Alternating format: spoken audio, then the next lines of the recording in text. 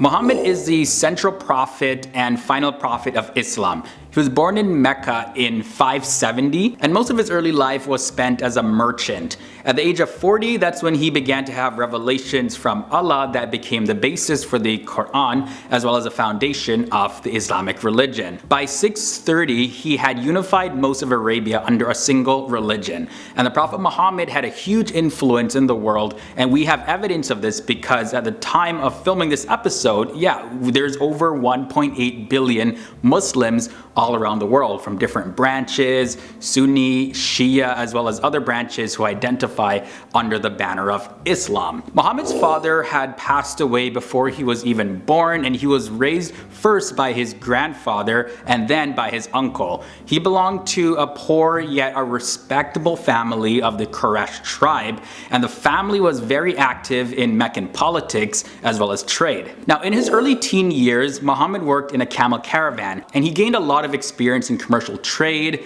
while traveling to Syria and eventually from the Mediterranean Sea to the Indian Ocean.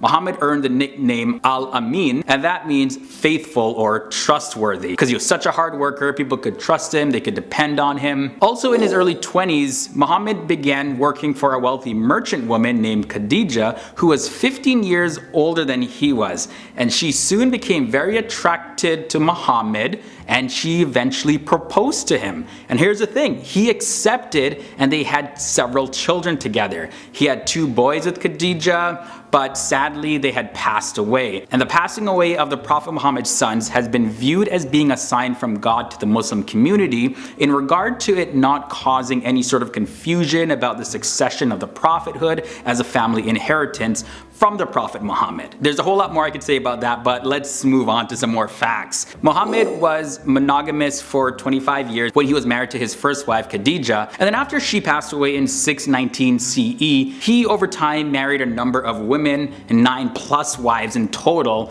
and most of them were widows. Now the reason for these marriages was to provide for them and create strong family bonds. Also, one thing to note is that many of the tribes at the time living in the Arabian Peninsula were nomadic tribes, and most of these tribes were polytheistic, worshipping their own set of gods. Now the town of Mecca was a very important trading and religious center. The most famous site was the Kaaba, and it was believed to have been built by the Prophet Abraham and his son Ishmael. Now the Prophet Muhammad was also a very religious person. During one of his pilgrimages in 610, he was meditating in a cave on Mount Jabal al-Nur, and the angel Gabriel appeared and shared a message from God to him. And he said, "Recite in the name of the Lord who creates man from clot. Recite, for your Lord is most generous." These are the words that are believed to have come directly from God through the angel Gabriel to the Prophet Muhammad, and these words became the opening verses of Surah 96 of the Quran. And then soon after beginning to share this experience with others, Muhammad began to gather a very small following, and when his message that he was sharing actually condemned idol worship and pointed to one God, many of the people of Mecca as well as the leaders of Mecca began to see Muhammad and his message as a big threat. You're like, what is he doing? He's interrupting our religious practice, our culture. This can't happen anymore. And increasingly the resistance to the Prophet Muhammad and his followers grew, and they were eventually forced to emigrate from Mecca to Medina in 622. This marks the beginning of the Muslim calendar. There, the Prophet Muhammad was instrumental in bringing an end to a civil war raging amongst several of the city's tribes. Prophet Muhammad settled in the city of Mecca, and he built his Muslim community there, and it gradually gathered a lot more acceptance and followers. Now, between the years 624 and 628, the Muslims were involved in a series of battles. In the final major battle, known as the Battle of the Trench and Siege of Medina, the Prophet Muhammad and his followers won, and a treaty was signed. The treaty was broken by the Meccan allies a year later though, but by that time the Prophet Muhammad had plenty of forces, and the balance of power had shifted away from the Meccan leaders. In the year 630, the Muslim army marched into Mecca and took over the city, and most of the Meccan population converted to Islam after that. The Prophet Muhammad and his followers then proceeded to destroy all of the statues of the pagan gods in and around the Kaaba. So first thing I want to share is the Prophet Muhammad was actually known to stand up against discrimination as well as self-imposed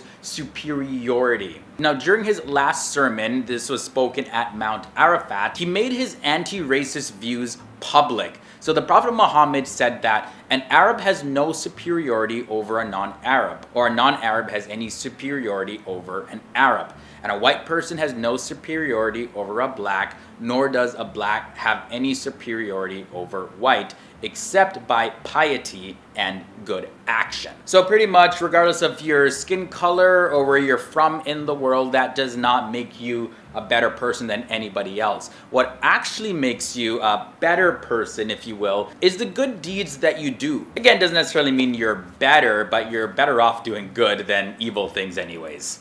Alright, the next thing to share is for his day, it said that the Prophet Muhammad was actually a feminist. And as a matter of fact, that's according to Lisa Bayer, who's a writer for Time magazine. And she points out that by laying down the Islamic doctrine that dictates women's rights, the Prophet Muhammad was said to be the first feminist in history. This was all to counter the widespread exploitation of women. So he ordered men to honor and respect all women. Now, in one of his final commands before he passed away, the Prophet Muhammad is said to have said this phrase, "I command you to be kind and considerate to women." And in another hadith, he said this, "It is only the generous in character who is good to women, and only the evil one who insults them." The Prophet Muhammad really frowned upon fathers who favor their sons over their daughters. The Prophet Muhammad is seen as an example of how to have a relationship with a woman, as well as how to work with women. It's even believed that Prophet Muhammad even decreed that women have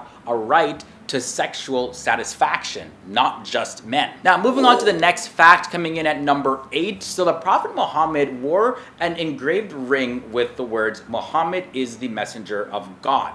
Now, because he was illiterate, so he couldn't read, he actually ordered the ring to be made as a signature seal.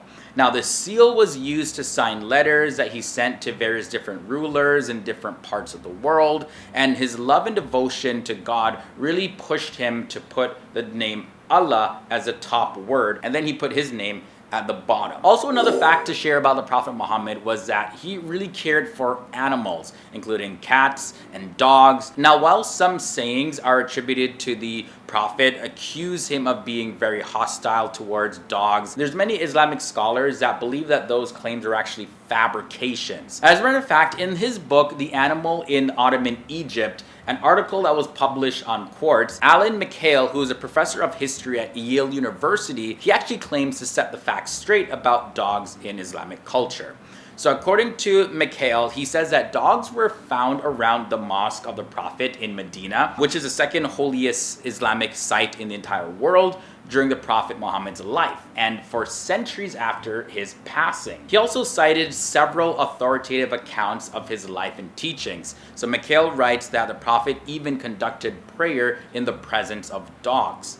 Also, on top of that, according to several Islamic schools of thought, the Prophet Muhammad is believed to have forbade people from selling and paying for dogs and cats. Islamic tradition holds that the first person to believe Prophet Muhammad after he got his revelation from the Quran was his wife Khadija and his close friend Abu Bakr, who is regarded as the successor to Muhammad by Sunni Muslims. And like I mentioned in part 1, shortly after that, Prophet Muhammad began to gather a small following, and he initially encountered no real opposition, but most people in Mecca, they either ignored him or they just mocked him and made fun of him as just being another prophet or wannabe prophet. However, when his message actually started to condemn idol worship as well as polytheism, many of Mecca's tribal leaders began to see the Prophet Muhammad as a real threat. Again, I go more into detail about that in part 1. Now, on top of going against long-standing belief systems that already exist, the condemnation of idol worship had a huge economic consequence for merchants who actually catered to thousands of pilgrims who came to Mecca every single year.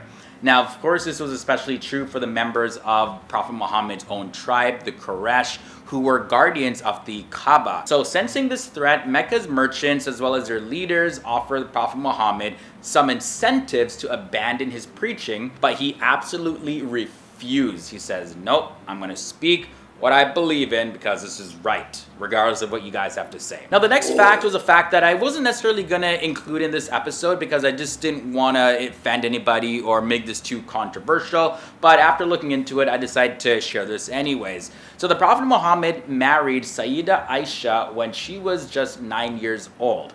Now, the thing to know is that 1400 years ago, this was something that was very common to marry young girls. In fact, they were not even considered young girls, but rather they were considered to be young women back then. There are historical records to show that girls aged 9 to 14 were in fact being married in places like Europe, Asia, as well as Africa. Also on top of that, even in the United States, not too far back in history, girls as young as 10 years old were actually being married. So at that time, it was culturally acceptable. It was a completely different time period. The life expectancy wasn't as long as it was today, so people started families a lot earlier as well. So although today in our modern society, it may look completely weird, but back then that was just the cultural tradition at the time. Now, moving on now to another fact, the Prophet Muhammad is believed to have sometimes prayed so much that his legs would actually start to swell up. There was one account where he was asked why he offered such an unbearable prayer,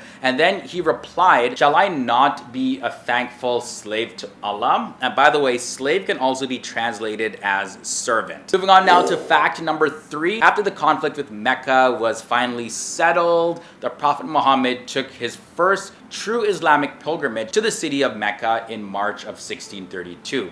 And that's where he delivered his final sermon at Mount Arafat. And finally, when he returned to Medina, his wife's home, he became really sick for several days, and he passed away on June 8th, 632 at the age of 62 years old. And then he was buried at Al-Masjid An-Nabawi, which is the Mosque of the Prophet, one of the first mosques that was built by the Prophet Muhammad in the city of Medina. So after 23 years of prophethood, when the Prophet Muhammad passed away, Islam spread to other places too because of the efforts of his caliphs. Now, the revelations that the Prophet Muhammad received were compiled in the Quran also after his passing away. And the last thing I want to share about the Prophet Muhammad is that according to the 6th edition of the Columbia Encyclopedia back in the year 2000, the name Muhammad was probably the most common given name in the entire world.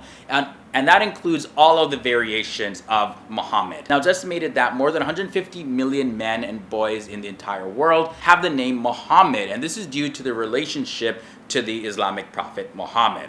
Also, recently in 2019, for the first time, the name Muhammad is on the top 10 most popular baby names for boys in the United States. And that was according to the website Baby Center. So there's a whole lot of Muhammadness happening in the world. People just love the name. Also, it just goes to show you how much Muslims honor and revere the Prophet Muhammad.